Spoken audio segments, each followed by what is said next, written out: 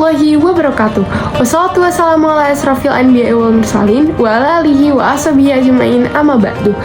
Pertama-tama, marilah kita panjatkan puja dan puji syukur kita terhadap kehadirat Allah Subhanahu wa taala atas rahmat dan nikmatnya kita masih bisa merasakan bulan Ramadan. Dan yang kedua, tidak lupa salawat serta salam kita curahkan kepada Nabi Muhammad SAW. Nah, berhubung kita sudah memasuki 10 hari terakhir di bulan Ramadan, pada kesempatan kali ini saya akan menyampaikan tentang keutamaan melakukan itikaf di 10 hari terakhir di bulan Ramadan. Nah, teman-teman udah pada tahu belum sih apa itu itikaf? Jadi, itikaf ini adalah salah satu amalan ibadah yang biasanya umat muslim itu kerjakan ketika bulan Ramadan dan biasanya dilaksanakan pada 10 hari terakhir di bulan Ramadan. Itikaf ini secara bahasa artinya al-lubsu yang artinya berdiam diri.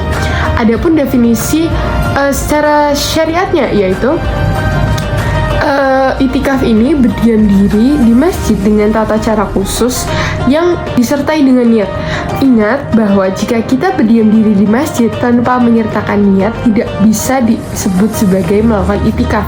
Jadi itikaf ini dilakukan dengan menetap di masjid yang disertai dengan niat.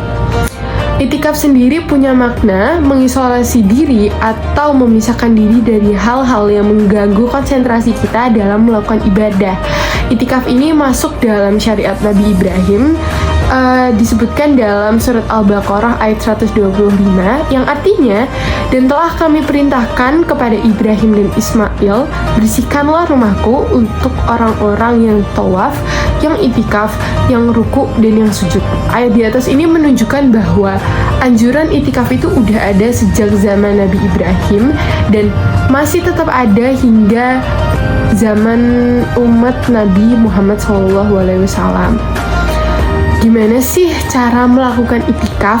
Nah, jadi itikaf ini dilakukan secara menginap di dalam masjid selama 10 malam terakhir di bulan Ramadan, dimulai sejak terbenamnya matahari pada malam ke-21 di bulan Ramadan dan berakhir saat terbenam matahari pada malam terakhir Ramadan. Selama itikaf ini, seorang muslim itu harus ada di dalam masjid dan tidak diperkenankan untuk keluar kecuali untuk keperluan mendesak seperti ke toilet dan mengambil wudhu. Disunahkan bagi orang-orang yang beritikaf untuk melakukan zikir, perbanyak doa, melakukan sholat, dan juga mendalami ilmu. Karena tadi udah dijelaskan tentang itikaf itu apa dan gimana cara ngelakuinnya, sekarang masuk ke topik utama yaitu keutamaan melakukan itikaf di bulan Ramadan. Yang paling pertama adalah mendekatkan diri kepada Allah sesuai dengan kita ngelakuin itikaf ya karena untuk mendekatkan diri kepada Allah. Karena di dalam itikaf itu kita kan ada di dalam lingkungan masjid yang suci dan yang tenang, dan itu tuh membantu kita untuk lebih mendekatkan diri kepada Allah Subhanahu wa taala. Yang kedua, menjaga diri dari godaan dunia.